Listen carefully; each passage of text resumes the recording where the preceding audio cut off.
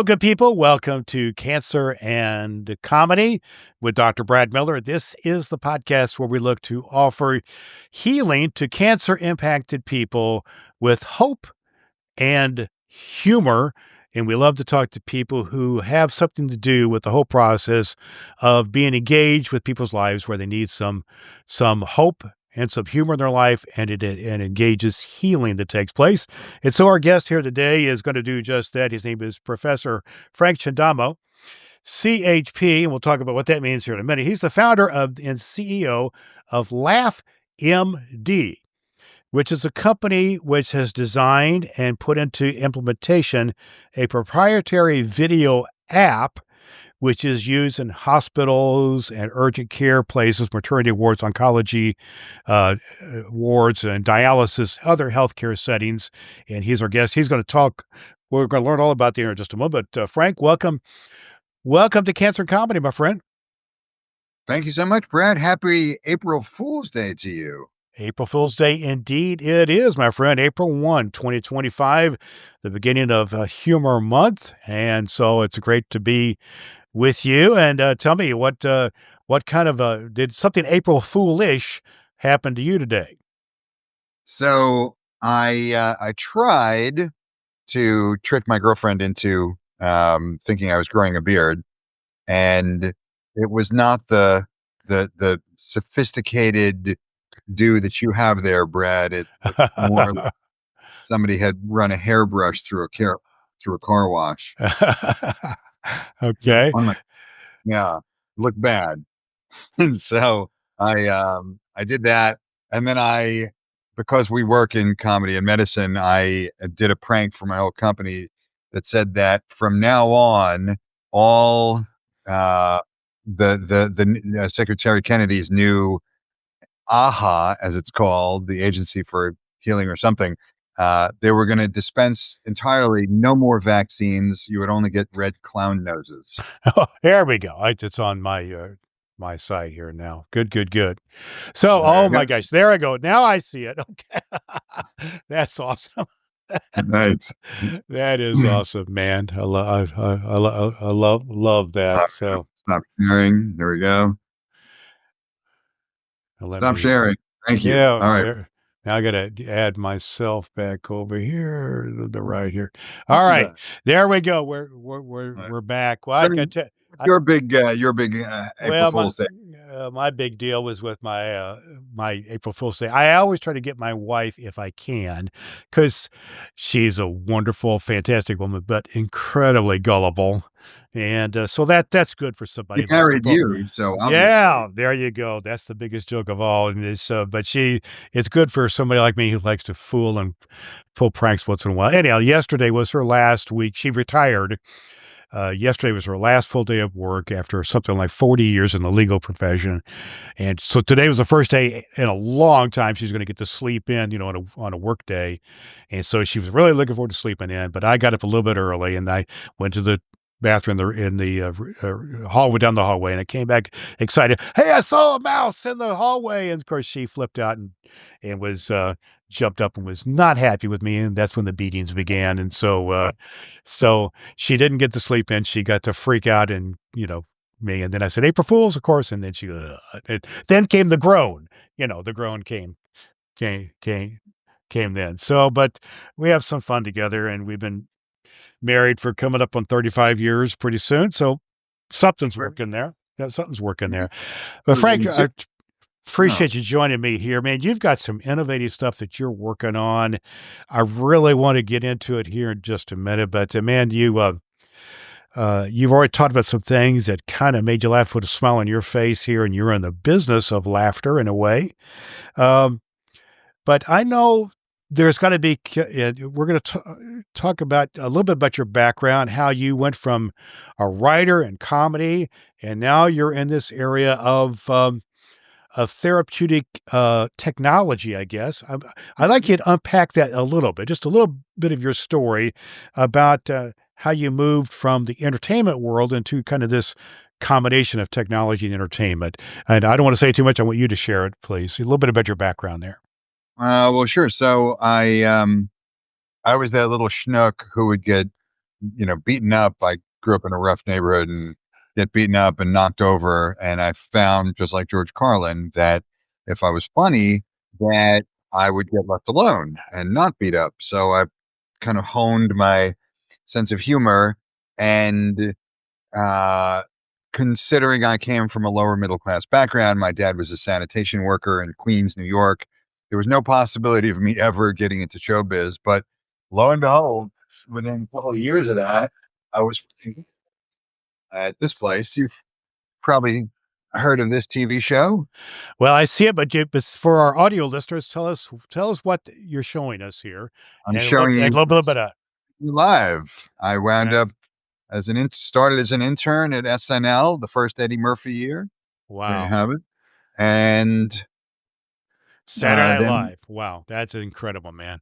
yeah, it was pretty cool. It's pretty cool. There you go. There's a sketch from when I was there, Wow, and I wound up actually writing a sketch for them because it was such a bad year. It was the only year that SNL was ever thrown off the air. wow. But that's how But you got desperate they let a 19-year-old write something for them. well. Give us just a little nugget of what that sketch was about, and to walk us through what it was like to actually see it, be on air there. What was that? That must Well, have been a thrill. so the two movies of that summer were Raging Bull with Okay, Robert De Niro about the prize fighter, and Elephant Man about the horrifically ugly uh, man who was became part of society, but he always wore a hood because he was so ugly. And so I mashed the two of them together and called it Raging Elephant. okay, And um, it's about a horrifically ugly boxer. okay. And so that must have been, and that made it on air and everything. Is that right? Well, it was slated to go on air, and I was ecstatic about it. I'm 19, as I said, and that the week before they had done, the reading of it and everything, and the host that week was Charlene Tilton from the TV show Dallas, and there Yeah. was a running gag about who shot JR. Right. So we had a pretend assassination with a guy named Charlie Rocket on our show, and we're getting to the weeds here, but it was Who Shot CR, Okay. and this was in in the early 1980s when many of our cast members and sketchers were fueled by cocaine. Yes. Okay. So Charlie had done a little bit too much of the cocaine, and when they asked him, Charlie, who shot you? He said, I don't know, but I'm going to find out who the bleep Oh did my it. god. Yeah. Oh my goodness. And Well, so, that must have been a thrill to be just to be involved in it at all in that, and that was that led you to some other things. I know you worked on some movies and some things of that nature. So tell us a little bit about that, and then transition a little bit to what's kind of fast forward to where what you're doing now.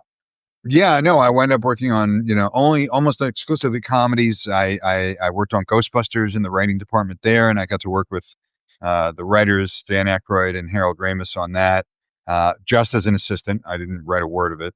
Okay. But that, and then I wound up having a company called Fun Little Movies that for you video viewers can see behind me. I wound up winning some awards for making little short comedies for like HBO and Showtime and all comedies with some great comedians.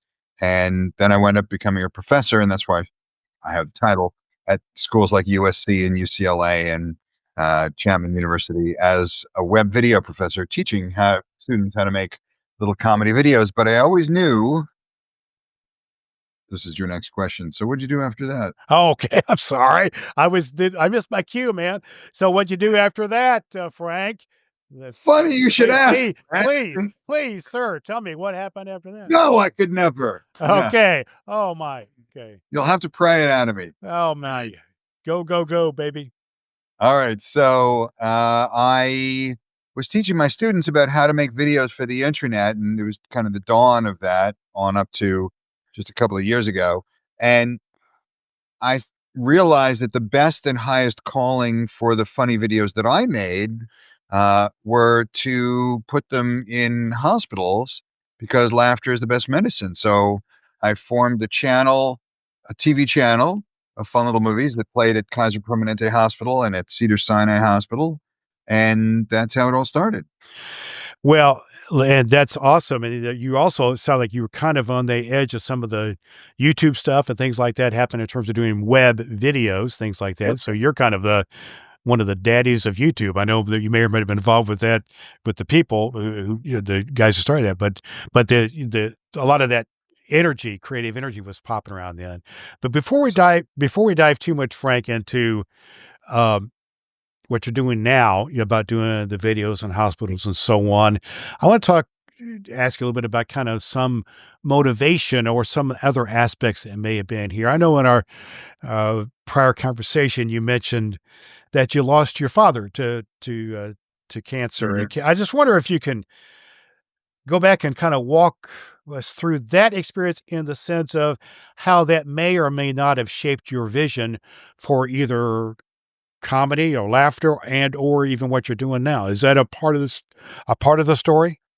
It's a really big part. I mean, my dad unfortunately was dying of cancer at the hospital when I was working at SNL, and every every couple of nights I'd go see him after work, and I wished that I could bring what we were doing at SNL to the hospital because everybody knew, laughter is the best medicine, and the the the the milieu at SNL was the literal opposite of that at the hospital, where it was dour and depressing, and gray painted walls, and whew, Yeah. wow, a bummer to be around. You got the certain kind of a vibe and smell around some hospitals as well that just is, as Yeah, you said, it's depressing. And so, were you able to and do that's some of pretty that? much. Were you able to bring a little bit of that uplifting kind of thing to him at all? Well, not really. I at least I didn't bring the smell with me. No. Uh, There you go. but I wish that I could, but in those days it was just linear television. So like you couldn't just, watch SNL on demand, right? You had to wait till Yeah. it came Saturday nights at 11:30. So um, that was kind of the seminal thing that kind of cemented in me that like I should stick to comedy because I know comedy can make people feel better, including myself. Yeah. And it got me out of a few beatings when I was a kid. I Right. was, Right. had a big Yeah. nose, just like George Carlin. Right. Uh, I grew up in a really tough neighborhood, and so I learned to, be funny and not get beat up. So So it's a bit of a survival skill. You had the thing going on with your dad. Was there anybody else influential in your life who was kind of a funny person, or anybody buddies that you had who kind of were part of that vibe of comedy or being funny?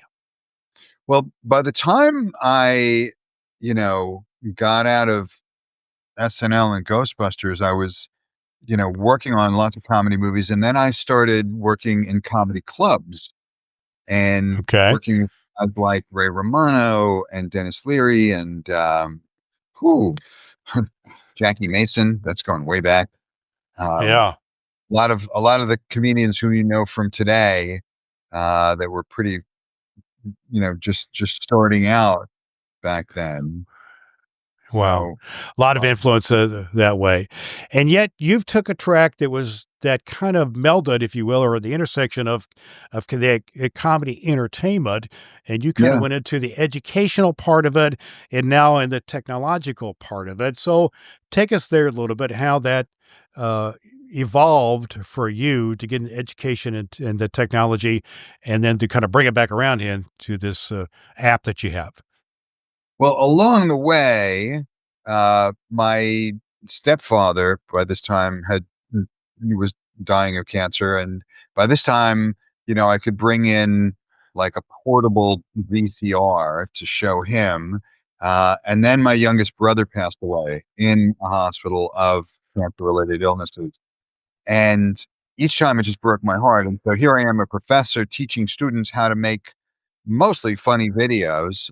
And I realized that the greatest, highest calling of making funny videos was to give them to people who were in dire need and in hospitals and cancer facilities.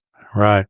So I know Sure. one of the things you've said several times in our conversations, and some people think of it as a trite saying, but as you and I certainly don't. If laughter is the best medicine, then why aren't we really using it more?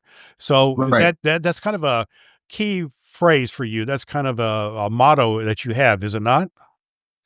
Well, I'm writing a book now called "If Laughter is the Best Medicine, Why the Bleep Don't We Use It as Medicine?" Right. There you go. So Yes. that's what you're doing. So what you come up here. Um, is well, tell us kind of how it works. You now have used kind of modern technology, and you've got some people who are really working with you to put laughter as actual medicine, as it were, as a therapeutic tool, if you will, into the hands of people in hospitals and therapy clinics and what have you. So just kind of tell us what the app is and kind of how it works. Well, the app is centered around the science. Um, when we played channels of comedy videos at Kaiser Permanente Hospital, at Cedar Sinai Hospital, everybody said, "Yeah, that's a nice thing, but where's the science? Where's the evidence? Show us Right. the proof. Show us that this has a lasting effect. Show us that this has, that the people who watch it do better against the control group, things like that." And so over the course of when I started this in 2011 until now, it's been about getting the science part of it down. And that's a completely alien world for me because I was a comedy writer. What do I know Right. about science? Right?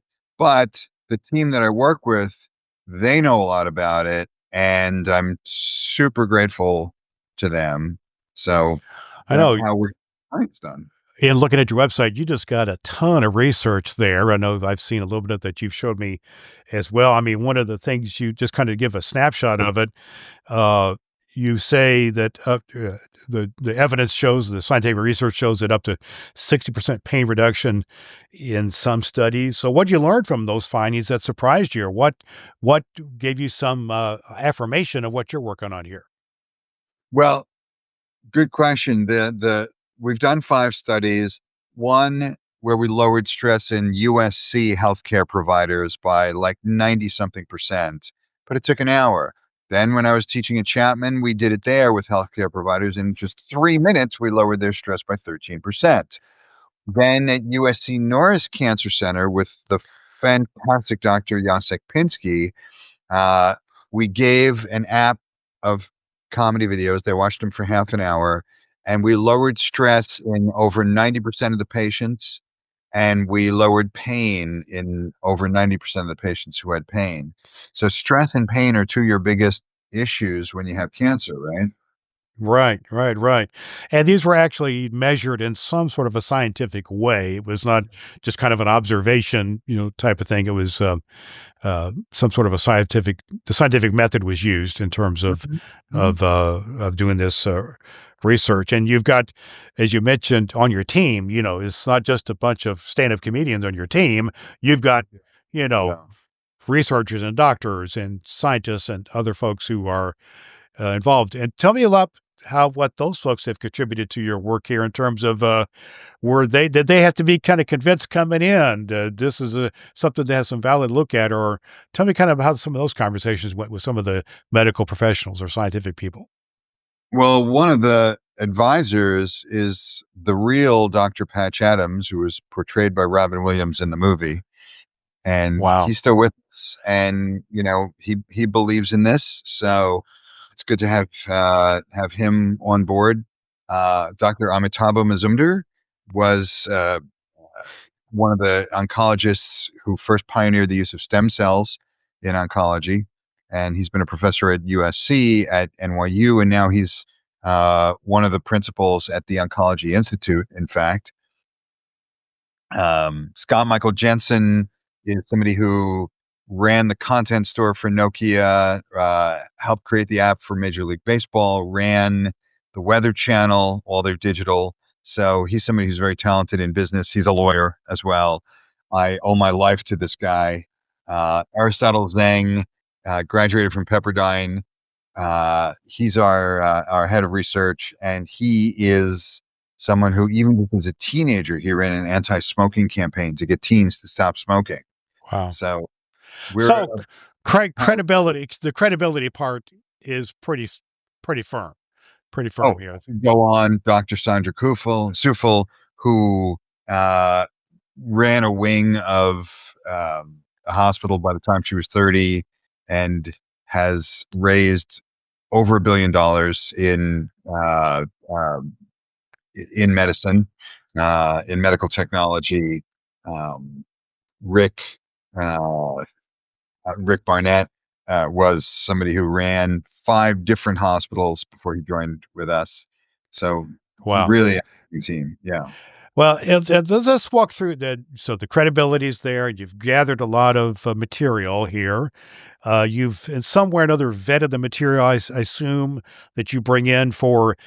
Tell me how that works. How do you vet the material that you bring in for appropriateness or effectiveness and things of that nature? Do you do that type of thing? Of course. So here's what the app looks like. I'm showing it to Okay. you on screen now. Right. And so there's an icon that says start here. And if you tap that, it asks for your de-identified patient ID number. And then you go through a survey to determine your health status at that moment. It is subjective. And just for all our audio listeners, this is an app on your phone. That's what we're talking about Yes. here. Yes. As opposed to an app on your shoe. You got me So, there, my man. and So then, so yeah, you plug into this now. Let's just say in a way I'm celebrating, but yeah, 2 years ago this week is when I had my cancer surgery, and I was in the hospital for a few days. So it's kind of I've been reminded of that. But I would have been cool to have had something like this when I was in the hospital and not feeling the best, but able. But how would that work?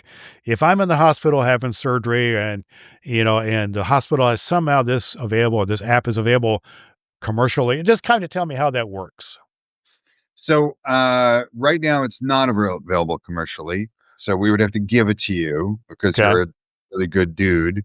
And we would give you the app, and then you would just click on the button here that says watch videos. And once you click on that, you can see, can you read the types of videos we have on there? Yeah, I see like kids and animation and pranks and babies and things like that, right? Animals, Absolutely. Sketch standard. comedy, So you classic TV got shows, like categories, right? Okay. so we've got Seinfeld on there. We've got All in the Family. We've got Rhoda for classic TV shows, 30 Rock, Parks and Rec. Um, we've got stand-up comedians like Jerry Seinfeld, Gabriel Iglesias, John Mulaney, Nate Bargatze. Yeah, we've got a whole lineup of them. And we've got funny baby videos, funny kid videos, funny animal videos, the talking dog, all that stuff Good, on good, there. good. So But there's the I'm sorry, go all ahead. vetted, as you said, we have a team of 4 people who look at the videos and make sure that they're clean, make sure that they're friendly, make sure that they're not something that's going to embarrass you as you play it on your phone next to your Aunt Millie. Right. Um, Okay. Okay. and and I pop think that's well, important. That's important to yeah, be appropriate, but also effective. And so yes. hopefully they're, also effective in what you're looking to accomplish. So just to understand, it's not available commercially. Does that mean like the hospital I went to, would they somehow have to be somehow connect? If I was going to use it, that hospital system would have to make that available as a service to me as a patient. Is that kind of how They that works? yeah, if they're, you know, ambitious enough, clever enough, and adventurous enough to reach out to us, uh, they would, and then we would supply the app to them as a service, and then they would supply it to their patients. I see. Okay. Mhm. Well, tell me, how's it working? What kind of results are you getting? The places where you have it now, are people responding to this pretty well? I would say so. I mean, the last study we did with AT Still University with the Dr. Joseph R. Cohen, who's the head of the pain management clinic there. Patients started at a level 10 pain. These are chronic pain patients. And we had an N of over 40 patients. And over the course of watching half an hour funny videos a day for 28 days, their pain level went down to a 4. Wow. So from a 10 to a 4 is like the difference between getting hit in the head with a hammer or a pillow. Yeah, a big difference, right? Yes. Yeah. Well, so you're seeing that happening, and then I assume that you can gather that data to use in sharing with the powers that be at various institutions. And what Yeah. the reason I'm getting at, what I'm going at here with you, Frank, is this: is that I just think skepticism and kind of a situation of not giving validity to this type of thing is an issue that that is that humor therapy professionals are dealing with, and see what you think because you're really on the front lines of this. I'll give you my own quick story. I happen to know the person who was head of one of the hospital systems around here, connected to a major university. In other words, No. there's hospitals not only in our capital city of Indianapolis, but all around the state. But yeah, he just had retired like a few weeks before, and I went to him, and he's a personal friend of mine. I've known him literally for 30 something years. And I kind of pitched the idea of doing some interviews for my podcast, Cancer and Comedy, basically about therapeutic humor and that type of thing. And you know, he just looked at me like I was crazy and just like dismissed it outright without any taking it any further at all. So I just wondered to get your take then, and how do you deal with skepticism, with pushback, with those who think that there's not a lot of validity here. How are you dealing with that in your work in developing this app? Well, uh, first of all, is this guy still your friend? Well, we haven't talked since then, to be honest with you. I think he's kind of ghosted me since then, but oh well. Yeah, exactly. Yeah. So, there's a thing called the bell curve, right? Right, right, And at both ends of the bell curves, there are two things, right? There's the one side where there's the laggards, people who don't want to try anything new. They couldn't work a computer if it bit them on the leg, right? And then there are the people like Steve Jobs, the innovators, the visionaries, who are at the other end of this thing, right? Sounds like your friend is not a visionary in that aspect. He might be in other ways. He might be a virtuoso violinist. Who knows? right. Uh, but uh, the thing that all of those people have in common, though, is that everyone has heard the expression "laughter is the best medicine." Yes. One agrees with it. Yeah. Yeah. Well, Nobody disagrees. that's Yeah, kind of where we're at. That's part of the evangelistic mission, if you will, of what folks like you and I are working on. Well, right. so I just think that's interesting, and so your goal, I assume, is to get your app into more and more hospital systems and other clinics and things of this nature, and so and that's kind of what we're after here, and that's part of what therapeutic humor is all about. I know there's one area you really seem like you're either have already expanded to, or maybe you're looking to expand to. Maybe you could say more about that. Is has to do with addiction recovery and this type of thing. Tell me Yes. about that. Where are you at on that part of things? And why did you decide to go to that aspect of recover of the need? Well, we think we'd be great for addiction recovery. We're not in a facility as of yet, but we've spoken with many people who run facilities who say, "Yeah, that'd be a good idea. We should try that." But again, it takes somebody who has the impetus, the adventurous spirit, and the strong desire to try something new that will absolutely positively work, because we've done 5 studies now, and through the AATH, I met Dr. Ronald Burke, who pointed out that there are 400 studies that show that laughter is therapeutic in one way or another. 400 times Wow, somebody went, "I wonder if laughter can help with your blood pressure. I wonder if laughter can help with your, respiration, blah, blah, blah." And 400 times they've found either it didn't have much of an effect, or it had a really good effect like we did. right, And 400 times before us, people went, "Well, that's good. Now on to the next thing," and did nothing about it, wow, right? We're the first people to do something about it. So, in terms of, cancer, the obvious um, solution is that if we're lowering your stress and lowering your pain, which we've been proven to do, over and over again, then it's going to be easier for you to focus on your recovery and your healing. And, uh, that stress and that pain is, once that's away, your body's immune system is going to be able to fight the cancer in a more effective way. Yeah. So you've got what I'm hearing here now, and what I want to go with you in this is that I'm hearing you've got good validation from the medical world and from scientific data and that type of thing, and you're applying to that. But let's talk kind of anecdotally for a second. Have you seen it happen? Have you seen it happen where someone, and tell me about that experience where you've seen somebody kind of light up or glow or, share a testimonial about how this has gone for them. And if so, tell me about one or two of those type of experiences. Well, sure. You can see if you go to laughmd.com, which I encourage you to do if you want to get the app, you want to experiment with it. Um, and it's free. So mm, there's that. But you'll see on our little intro video, you'll see my father-in-law, Paul Derek Herrera, who is receiving dialysis and holds up the iPad and says, "It really helped me a lot."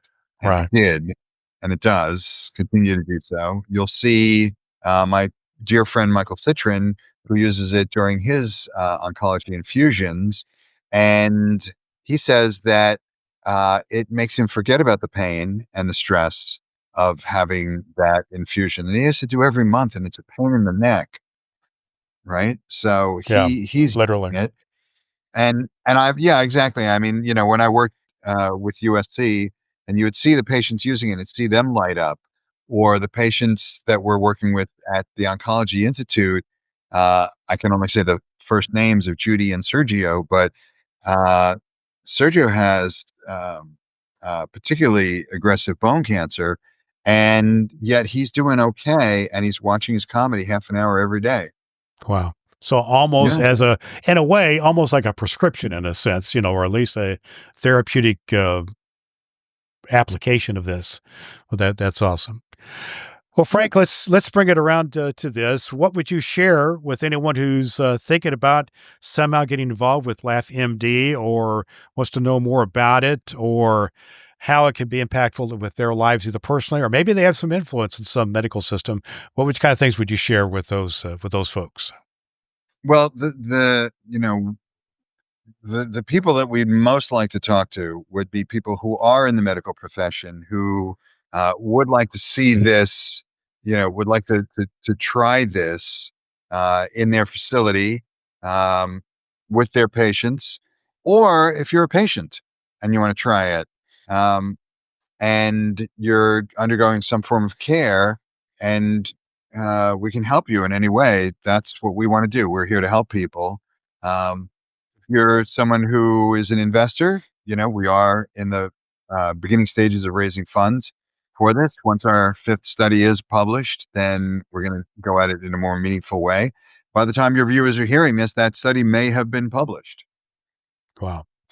Yeah. Well, great. Well, tell if folks want to learn more, is there a website or things that folks can go to at least learn more about what we're talking about here? Sure. LaughMD, LAUGHMD.com. And info at LaughMD gets you there, or there's a contact button on the website as well. And we'd love to, hear from your folks and help them with, healing their patients or their own journey themselves. Right. Well, I think it's a it seems to me, Frank, as we kind of close this discussion down that, or bring it to a close here, that this seems like just a beginning to me. I mean, it seemed like the intersection of technology and comedy and therapy is just beginning. Kind of like we started with AI a few years ago. I know it's one of those things that been out there for a long time, but it really kind of hit the the turning point as opposed to Sure. the tipping point a couple years ago. It seemed like this may be just a great uh, it may be a common thing to see not too long from now. Is it tell me, is your future vision kind of a big one that it's gonna great things are gonna be happening here? Three things. I'm going to tell you three things. One is that we're working at the moment with a company called Affectiva that can measure your facial reactions using AI to see if you Oh, like the video or not. wow. So we can personalize the channel for you to say, Okay. well, Ed likes puppy videos and doggy videos, but he doesn't like stand-up comedy videos, so we're showing more puppy videos. So that's pretty Wow. cool. That is Yeah, awesome. That's awesome. right? Well, Uh, that's the the second of two, sorry if I may jump in, no, no, is no, that please. we're working with a company called Bina, Binah, and Bina.ai. You can look them up.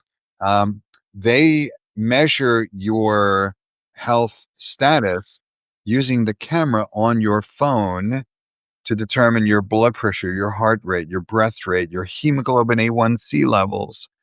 So Wow. once we have it incorporated to the app, we can see, Brad started this with a blood pressure of 100 over 80, you know, and he finished it with a blood pressure of 90 over 70 or 70 over Great. 90. You know what I mean? Yeah, I So got you. I get the idea.